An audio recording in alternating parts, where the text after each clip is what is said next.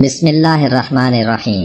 محترم ناظرین السلام علیکم۔ جزیرہ عرب کے جنوبی علاقوں میں یمن کے گرد و نواح میں ایک شہر آباد تھا جسے سبا کہتے تھے، اور وہاں آباد لوگوں کو قوم سبا کہہ کر پکارا جاتا تھا۔ یہاں کے لوگ نہایت ہی نعمتوں اور راحتوں میں تھے۔ ہر طرف لہلہاتی فصلیں اور پھل سے لدے درخت موجود تھے، مگر یہ قوم شرک میں مبتلا تھی اور سورج کی پوجا کیا کرتی تھی۔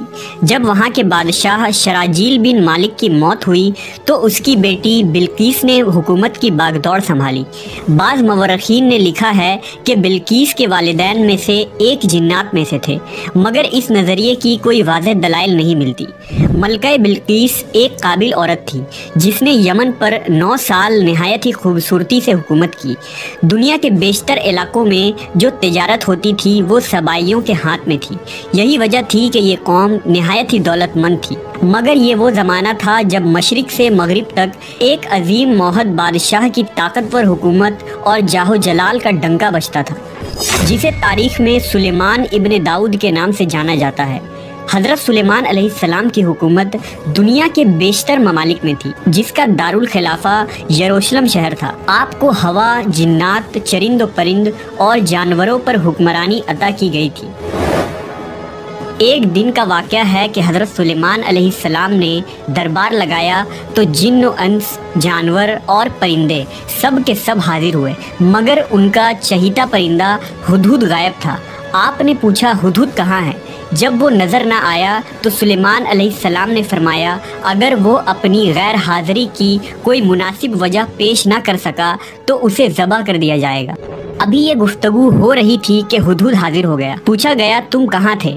ہدہد نے بڑے احترام سے جواب دیا، اے اللہ کے پیغمبر، میں اڑتے اڑتے ایک ایسے ملک پہنچ گیا جہاں لوگ شرک میں مبتلا دیکھے۔ وہ آگ اور سورج کی پوجا کرتے ہیں۔ ان کی ایک رانی ہے جسے وہ بلقیس کے نام سے پکارتے ہیں۔ وہ ایک بہت بڑے تخت پر بیٹھ کر حکومت کرتی ہے۔ اس کے تخت میں قیمتی ہیرے جواہرات لال زمرد جڑے ہوئے ہیں، اور اس کے پاس تمام شاہی سامان آرائش و نمائش کے موجود ہیں۔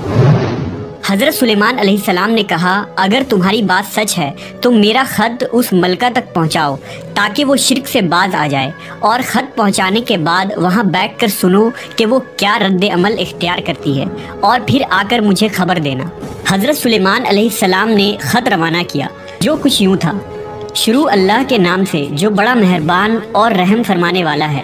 یہ عزت والا خط سلیمان ابن داؤد کی جانب سے ملکہ سبا بلقیس کی طرف ہے۔ جو ہدایت کی پیروی کرے اس کے لیے سلامتی ہے۔ مجھ پر غلبہ کی خواہش نہ کرو، میرے مقابلے میں سرکشی اختیار نہ کرو، بلکہ فرما بردار اور مطیع ہو کر میرے پاس آ جاؤ۔ یہ خط دراصل ملکہ سبا اور اس کی قوم کی طرف دعوت اسلام تھی۔ ہدہد نے یہ خط لے جا کر ملکہ بلقیس کی گود میں گرا دیا۔ ملکہ کے دربار میں اس وقت 300 کے قریب سردار بیٹھے تھے۔ انہوں نے جب یہ خط پڑھا تو طیش میں آ گئے اور کہا کہ یہ ہماری توہین ہے، ہمیں اس کا سخت جواب دینا چاہیے۔ مگر ملکہ بہت سمجھدار تھی، اس نے انہیں سمجھایا کہ خط سے پتہ چل رہا ہے کہ یہ کوئی عام شخص نہیں، خدا کا کوئی پیغمبر ہے، لہٰذا ہمیں حکمت سے کام لینا چاہیے۔ اس نے کہا کہ میں حضرت سلیمان علیہ السلام کی طرف ایک تحفہ بھیجتی ہوں، اگر انہوں نے قبول کر لیا تو وہ بادشاہ ہے، میں اس سے جنگ کروں گی، لیکن اگر انہوں نے تحفہ قبول نہ کیا تو میں اس کی پیروی کروں گی، کیونکہ وہ نبی ہے۔ ہدہد یہ ساری گفتگو سن رہا تھا۔ اس نے آ کر حضرت سلیمان علیہ السلام کو ساری بات بتا دی۔ حضرت سلیمان علیہ السلام نے جنات کو حکم دیا کہ شہر میں داخل ہونے والے راستے پر سونے چاندی کی اینٹوں کا فرش بچھا دیا جائے۔ راستے کے دونوں جانب سونے کی عجیب الخلقت جانور کھڑے کر دیے جائیں۔ وزراء اور عمال سلطنت کی تمام کرسیوں کو سونے کا کر دیا جائے۔ دربار کو ہیرے جواہرات سے مزین کیا جائے۔ ادھر بلقیس نے حضرت سلیمان علیہ السلام کے لیے تحائف روانہ کیے، جن میں سونے کی اینٹیں، جواہرات، غلام، کنیزیں اور ملکہ کا ایک خط بھی تھا۔ جب یہ تمام تحائف لے کر قاصد حضرت سلیمان علیہ السلام کے دربار میں پہنچے اور انہوں نے یہ سب دیکھا تو شرمندہ ہوئے۔ حضرت سلیمان علیہ السلام نے ملکہ کے قاصدوں سے کہا، کیا تم لوگ مال سے میری مدد کرنا چاہتے ہو؟ مگر دیکھ لو، جو کچھ اللہ نے مجھے دے رکھا ہے وہ اس سے بھی زیادہ ہے جو تمہیں دیا ہے، لہذا تمہارا تحفہ تمہیں مبارک ہو۔ اب تم اپنے تحائف کے ساتھ واپس جاؤ اور اپنی ملکہ سے کہنا کہ ہمارا انتظار کرے، ہم ایک زبردست لشکر لے کر آئیں گے۔ جب یہ خبر ملکہ بلقیس کو پہنچی تو وہ سمجھ گئی کہ واقعی یہ اللہ کے نبی ہے، لہٰذا اس نے جنگ کے بجائے حضرت سلیمان علیہ السلام کے دربار میں حاضر ہو کر اپنی اطاعت کا یقین دلانے کا فیصلہ کیا۔ جب حضرت سلیمان علیہ السلام تک یہ پیغام پہنچا تو آپ نے اپنے درباریوں سے کہا، تم میں سے کون ہے جو ان کے مطیع ہو کر آنے سے پہلے ملکہ کا تخت میرے پاس اٹھا لائے؟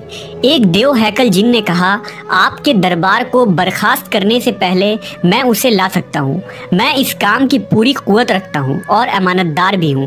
پھر ایک اور شخص جس کے پاس کتاب کا علم تھا، اس نے کہا، میں یہ تخت آپ کو آپ کے پلک جھپکنے سے قبل ہی لا دوں گا۔ پھر حضرت سلیمان علیہ السلام نے اس تخت کو اپنے پاس رکھا ہوا دیکھا تو پکار اٹھے، یہ میرے پروردگار کا فضل ہے تاکہ وہ مجھے آزمائے کہ میں شکر کرتا ہوں یا ناشکری، اور جو شکر کرتا ہے تو اس کا شکر اس کے اپنے ہی لیے مفید ہے، اور اگر کوئی ناشکری کرے تو میرا پروردگار بے نیاز ہے اور اپنی ذات میں بزرگ و برتر ہے۔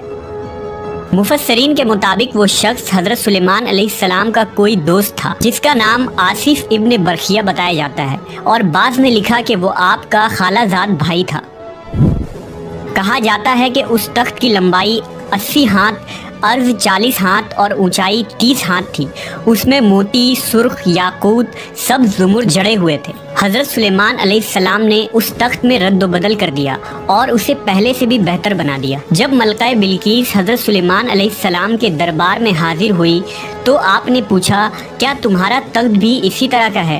اس نے کہا، یہ تو گویا ہو بہو وہی ہے، اور ہمیں تو پہلے ہی معلوم ہو گیا تھا اور ہم فرما بردار ہو چکے ہیں۔ بلقیس کے آنے سے پہلے حضرت سلیمان علیہ السلام نے ایسی عمارت بنانے کا حکم دیا جس کا فرش شیشے کا ہو، نیچے پانی جاری ہو، پانی میں مچھلیاں اور دوسرے آبی جانور ہو۔ حضرت سلیمان علیہ السلام اس عمارت میں اپنے شاہی تخت پر جلوہ افروز تھے، اور شیشے کے نیچے سے پانی اپنی پوری آب و تاب سے بہہ رہا تھا، جبکہ اس کے اوپر شیشہ نظر نہیں آتا تھا۔ بلقیس کو اس محل میں لایا گیا۔ جب اس نے فرش کو دیکھا تو سمجھی کہ یہ پانی کا ایک حوض ہے، لہذا اپنی پنڈلیاں سے کپڑا اٹھا لیا۔ سلیمان علیہ السلام نے کہا، یہ تو شیشے کا چکنا فرش ہے۔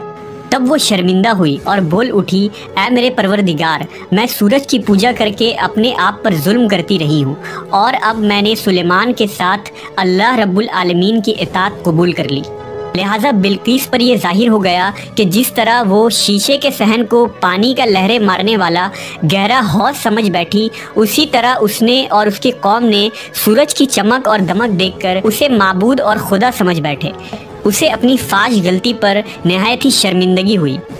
بعض مورخین نے لکھا کہ اس واقعے کے بعد ملکہ سبا مسلمان ہو گئی اور حضرت سلیمان علیہ السلام کے نکاح میں آ گئی، جبکہ بعض نے لکھا کہ آپ نے بلقیس کو یمن واپس بھیج دیا اور اس کے لیے وہاں 3 بڑے محل تعمیر کروائے۔